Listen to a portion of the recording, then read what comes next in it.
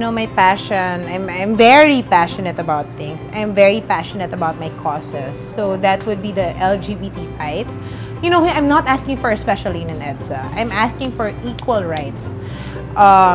Lesbian, gay, transsexual, bisexual, transvestite, all those things vary. Kung ano man, drag queen, you know, hindi naman yun yung importante. What I'm asking for, wala akong pakialam sa labels. What I'm asking for is, isa lang ang label ng lahat ng tao, which is human. And I'm asking for human rights for my friends. I may not be part of LGBT, honorary lang ako kasi straight po ako. But, you know, in the end, like, nakikita ko silang kinukutsa, nakikita ko silang inaaway.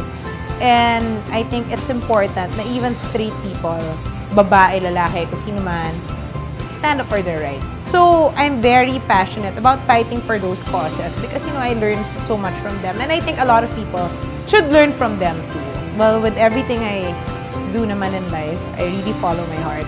That's why nga nung 17, nag-runaway ako, diba? Kala ko maging Victoria's Secret model ako, fail.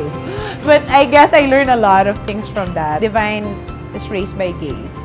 Alam mo yun? So, taking it from that statement, I really grew up with gay people.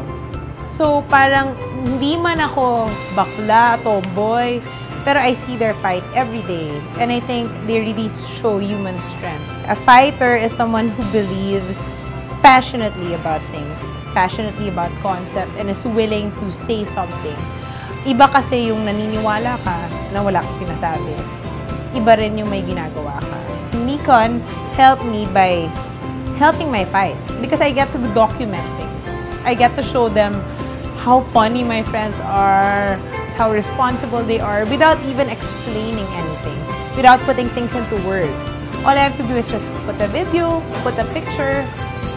You know, as they said nga, a picture paints 1,000 words. So, hindi ko kailangan mag-type ng 1,000 words. I am Divine Lee, and I am a fighter.